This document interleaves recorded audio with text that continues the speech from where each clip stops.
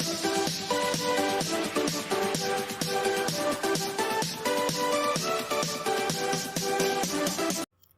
my dear students, this is Swati Chawla. Welcome to my series for CBSE Class 12 Computer Science. In our previous video, we have discussed how to read data from a file. In this video, we will going to discuss how to write data in a file. जो हमारी last video थी उसमें आपने सीखा कि हम file में से डेटा को रीड कैसे करते हैं. In this video, you will get to know how to write data in a file. So without wasting our time, let's start now. There are two methods to write the data in a file. First is write and second is write lines. जब भी हम file में data को right करेंगे, we are having two possibilities कि file will exist और file exist नहीं करती है. अगर फाइल मेरी एग्जिस्ट नहीं कर रही तो उस नेम से वो फाइल को क्रिएट कर लेगा. बट अगर मेरी फाइल एग्जिस्ट कर रही है तो जो फाइल में डेटा पहले से स्टोर है उसको ओवरराइट कर देगा. ओवरराइट मीन्स पहले वाली डेटा को इरेज करके जो हमने अब लिखा है उसको स्टोर करेगा. बट अगर मैं फाइल में से डेटा को रीड कर रही हूँ उस टाइम पर फाइल का प्रेजेंट होना जरूरी है. अगर उस टाइम पर आपने वो फाइल क्रिएट नहीं की जिसमें से आप डेटा को रीड कर रहे हो तो it will generate an error. But मेरे पास राइटिंग के केस में ऐसा नहीं है. अगर फाइल एग्जिस्ट नहीं करेगी तो it will create the file with that name. So first let's discuss with right method. जो मेरा राइट मेथड है ये एक आर्ग्यूमेंट लेगा और वो आर्ग्यूमेंट किस टाइप का होगा? स्ट्रिंग टाइप का. जो भी मुझे फाइल में डेटा को राइट करना है वो मैं कर सकती हूँ with the help of right method. और ये मेरा एंड ऑफ लाइन कैरेक्टर नहीं लेता है. मीन्स अगर मुझे कुछ फाइल में नेक्स्ट लाइन में स्टोर कराना है तो मुझे एक्सप्लिसिटली वो \n लिख करके कराना पड़ेगा. और अगर आपको कोई न्यूमेरिक वैल्यूज एंटर करानी है, स्टोर करानी है फाइल में, तो वो आप डायरेक्टली स्टोर नहीं करा सकते क्योंकि जो मेरा राइट मेथड है वो क्या लेता है बेटा? स्ट्रिंग. तो अगर मुझे कोई न्यूमेरिकल वैल्यू स्टोर करानी है तो उसके लिए या तो मुझे स्ट्रिंग फंक्शन लेना पड़ेगा जो मेरी न्यूमेरिकल वैल्यू को कन्वर्ट करेगा स्ट्रिंग में, या फिर मुझे क्या करना होगा, जो भी मेरी न्यूमेरिकल वैल्यू होगी उसको मुझे विद इन कोट्स लिखना होगा. So let's execute this practically now. I have opened my Python IDLE. अब सबसे पहला काम क्या है, मुझे फाइल को ओपन करना है. ठीक है.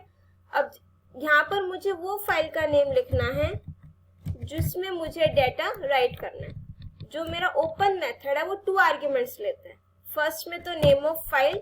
अब मैं यहाँ पर कुछ भी लिख देती हूँ क्योंकि मेरी जो फाइल अगर वो एग्जिस्ट नहीं कर रही होगी तो ऑब्वियसली वो उसको क्रिएट कर देगा. तो I am writing demo right .txt और सेकेंड आर्ग्यूमेंट क्या लेगा वो? Mode of a file. अब मुझे फाइल में डेटा को राइट करना है तो उसके लिए कौन सा मोड होगा? W. अगर मैं यहाँ कुछ नहीं लिखूंगी तो बाय डिफॉल्ट वो रीड मोड लेगा. अगर मैं इसको यहाँ से हटा दूं तो बाय डिफॉल्ट वो रीड मोड लेगा. बट अगर मुझे फाइल में डेटा राइट कराना है तो मुझे लिखना पड़ेगा W. अब ये मेरा एक F नेम से फाइल हैंडल क्रिएट हो गया. अब मुझे जो भी काम करना है अपनी फाइल में वो मुझे इस फाइल हैंडल के थ्रू करना है. f.write और ये क्या लेता है? स्ट्रिंग. सपोज मैंने लिखा कंप्यूटर साइंस. ठीक है, मैंने ये एक स्ट्रिंग लिखी. अब अगर मुझे इसको फाइल में राइट कराना है, करा दिया. अब अगर मैं यहाँ पर क्लोज फंक्शन नहीं लगाऊंगी तो ये आपका जो है फाइल में क्रिएट तो करेगा बट वो राइट नहीं कर पाएगा तब तक क्योंकि मेरी फाइल अभी मेमोरी में होगी. उसने कुछ भी जो मेरे रिसोर्सेज हैं उसको रिलीज नहीं किया. आपको शो करके दिखाते हैं प्रैक्टिकली. देखो फाइल का नेम क्या है? Demo right. एग्जीक्यूट हो गया. अब जब मैं अपना विंडोज एक्सप्लोरर ओपन करूंगी, अब देखो इसमें डेमो राइट नेम से फाइल क्रिएट हो गई. Let's open this. बट इसमें कोई टेक्स्ट नहीं आया मेरे पास. क्यों? क्योंकि मैंने क्लोज फंक्शन नहीं लगाया. तो इसीलिए आपका इसमें क्लोज फंक्शन लगाना जरूरी है। अब मैंने इसको एग्जीक्यूट करा, अब ये एग्जीक्यूट हो गया। अब हम अपनी फाइल ओपन करके देखेंगे डेमो राइट कंप्यूटर साइंस। ठीक है, अब अगर मुझे कुछ और भी राइट कराना है अपनी फाइल में, suppose I am writing class 12 f.write, उसके लिए मुझे अगर नेक्स्ट लाइन में लिखना है तो मुझे लिखना पड़ेगा \n।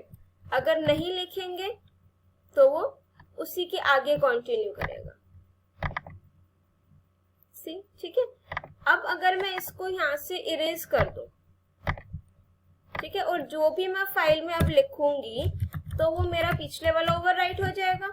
अब सपोज मैंने लिखा सीबीएसई क्लास 12, तो जो मैंने पहले डेटा लिख रखा था फाइल में वो मेरा ओवरराइट हो जाएगा। Let's check this now.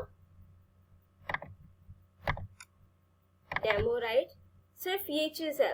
अगर मैं चाहती हूँ कि जो मेरा पिछला डेटा है वो भी सेव रहे मेरा फाइल में, तो इंस्टेड ऑफ W मोड मुझे यहाँ पर अपेंड मोड लेना होगा A। अब देखो, अब मैं इसको अगर एग्जीक्यूट कर रही हूँ, ये एग्जीक्यूट हुआ। अब अगर आप अपना फाइल ओपन करके देखोगे, ठीक है, जो पहले था वो तो है ही और इस बार वाला भी आ गया। और अगर ये चीज मैं आपको बता रही हूँ बेटा, एंड ऑफ लाइन कैरेक्टर वो एक्सप्लिसिटली नहीं लेता है। अगर आपने लेना है तो आपको खुद से लिखना पड़ेगा f.write, suppose I am writing computer science, और मुझे यहाँ पर क्या लिखना पड़ेगा \n।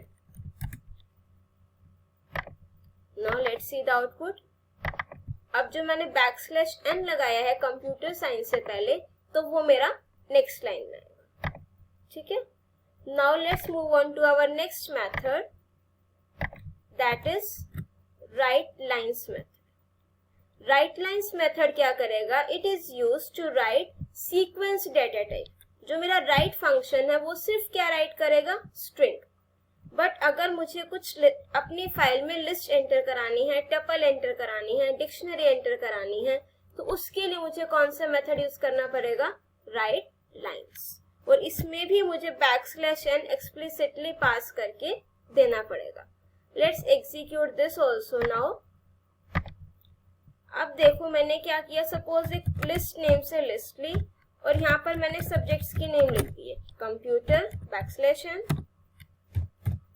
then suppose I am writing mathematics,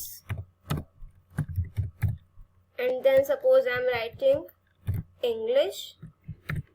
ये 3 सब्जेक्ट्स की मैंने एक लिस्ट ली। यहाँ पर राइट मोड कर देते हैं और अब मुझे इसको क्या कराना है, फाइल में डेटा राइट कराना है, और with the help of right lines, क्योंकि जो राइट लाइन्स फंक्शन है वो मेरा सीक्वेंस एक्सेप्ट करेगा। ये सीक्वेंस आपकी स्ट्रिंग भी हो सकती है, list, tuple, dictionary. Let's execute this now. हो गया ये एग्जीक्यूट, हमने यहाँ तो कुछ प्रिंट कराया नहीं।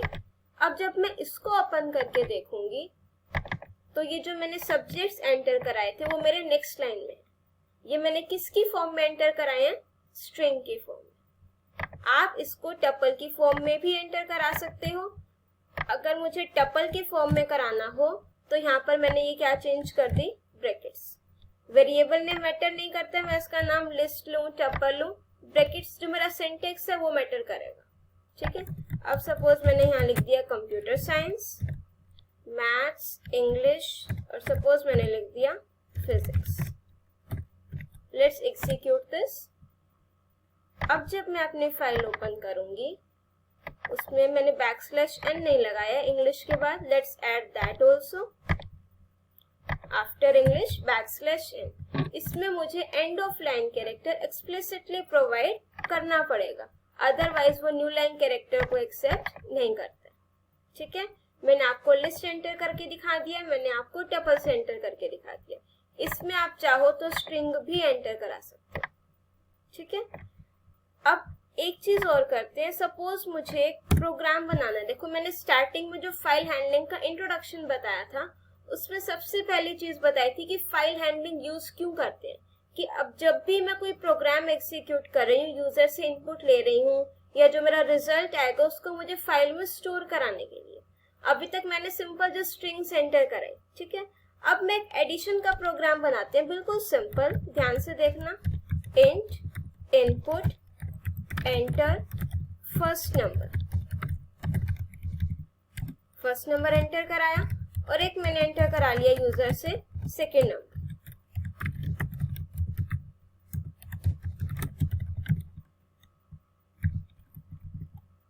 ठीक है, अब मुझे इन दोनों को क्या करना है, ऐड करना है। अब उसके बाद अगर आपने एडिशन शेल, पाइथन शेल में प्रिंट कराना है तो आप यहाँ लिख सकते हो print addition is this.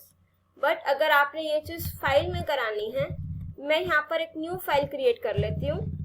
Suppose मैंने लिख दिया सम राइट, ठीक है। अब देखो मुझे फाइल में राइट कराना है एक तो ए वेरिएबल,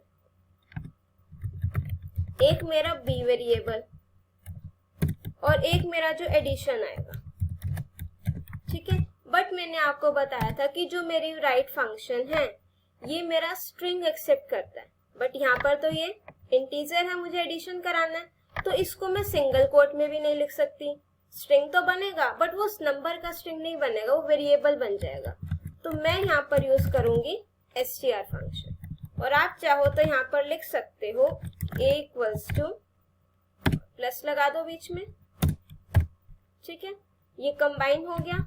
अब उसके बाद अगर आपने b उसी के आगे लिखना है तो \t करके मैंने लिख दिया b equals to this plus str of b। उसके बाद मैंने लिखा \t again addition equals to plus str of c। इसके बाद मुझे फाइल को क्लोज करना जरूरी है, ठीक है।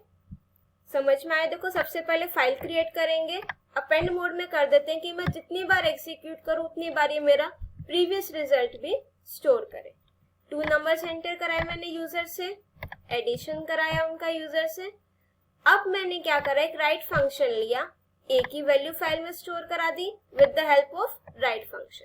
ये प्लस ऑपरेटर क्या करेगा, मेरी स्ट्रिंग को कंकैटिनेट करेगा। उसके बाद राइट फंक्शन से बी की वैल्यू भी प्रिंट करा दी फाइल में, फिर एडिशन राइट कराया, ठीक है, फिर क्लोज कर दी फाइल।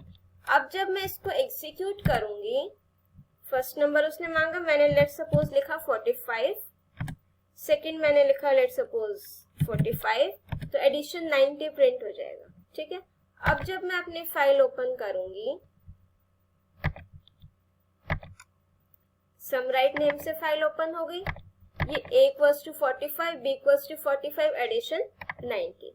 एक काम और करते हैं, यहाँ पर एक \n और लगा देते हैं, ठीक है। आप चाहो तो इसके बाद भी लगा सकते हो, 2 लगा दो कि वो नेक्स्ट स्टार्ट हो रहा है, ठीक है। अब मैं इसको एग्जीक्यूट करते हैं 2 और 3 टाइम्स। अब मैंने लिखा 14, सेकेंड नंबर मैंने लिखा सपोज 56। तो अब जब मैं अपनी फाइल ओपन करूंगी, ठीक है, अब ये सारा जितनी बार मैं ये एग्जीक्यूट करूंगी उतना ये रिजल्ट स्टोर करता चला जाएगा। लेट्स एग्जीक्यूट दिस 2 और 3 टाइम्स।